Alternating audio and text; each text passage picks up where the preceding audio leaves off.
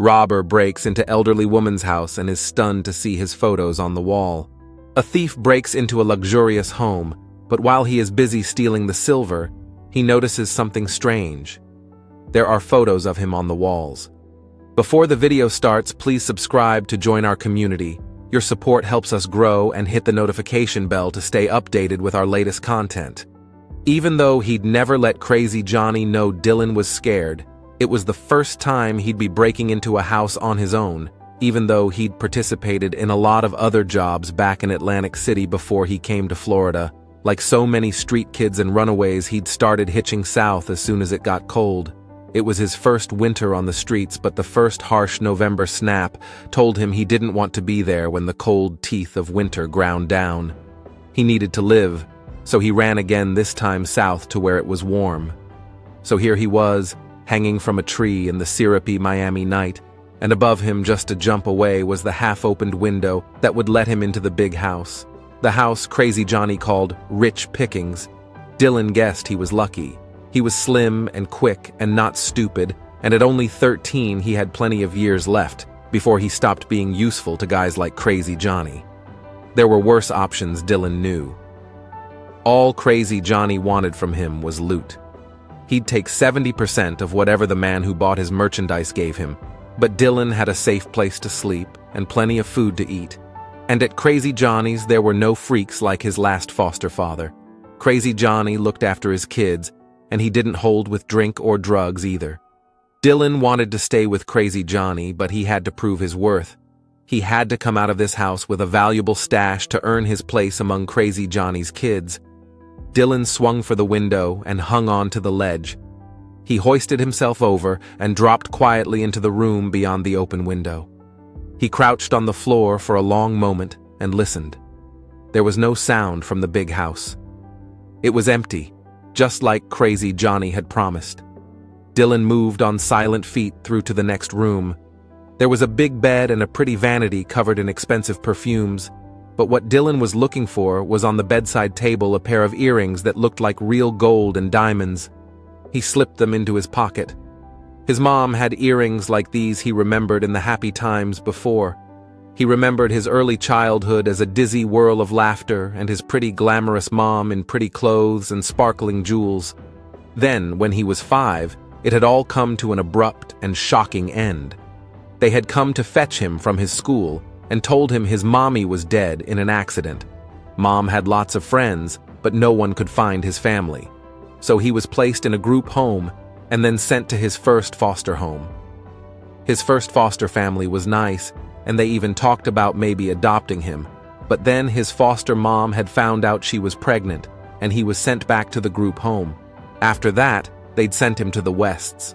At first, Dylan thought they were pretty cool. Mr. West took him fishing and taught him to ride a bike, and Mrs. West baked the best cookies. But then, something changed, and Dylan knew what was going on. He'd heard stories from other kids at the group home, so before Mr. West made his move, Dylan packed his backpack and ran away.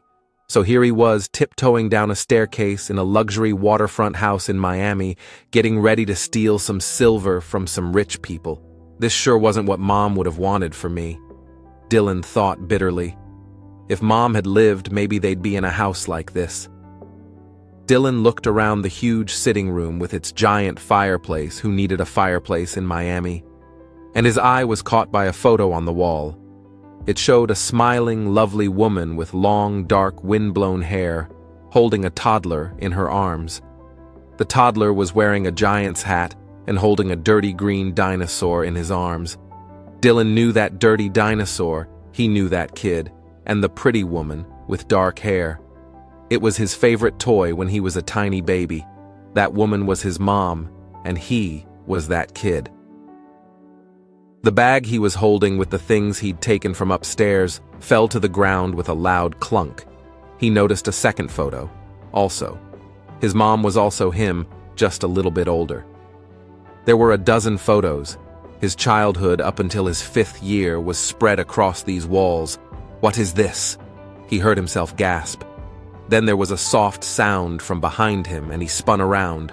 A tall, elegant lady stood there staring at him, holding her purse.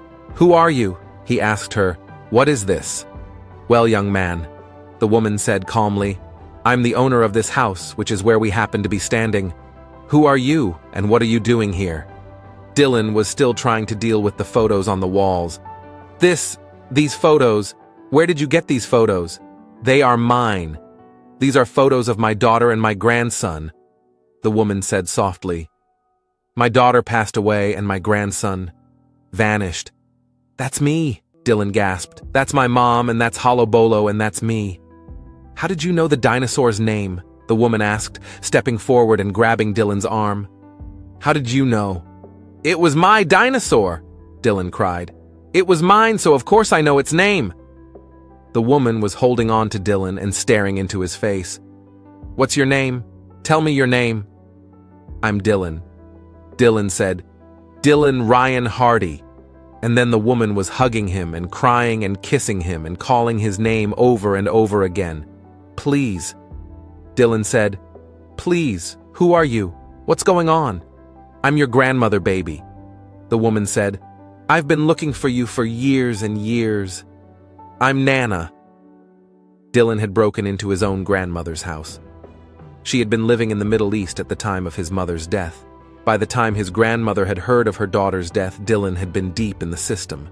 No one knew where he was, and when he was finally located, they discovered he'd run away. Now he was found and home to stay. There would be no more days or nights running from the darkness of the streets and its dangers. Dylan told his grandmother, who was a famous journalist, all about it, and she started a foundation to help other children like him. What can we learn from this story? Never give up hope, because everything you need may just be around the corner.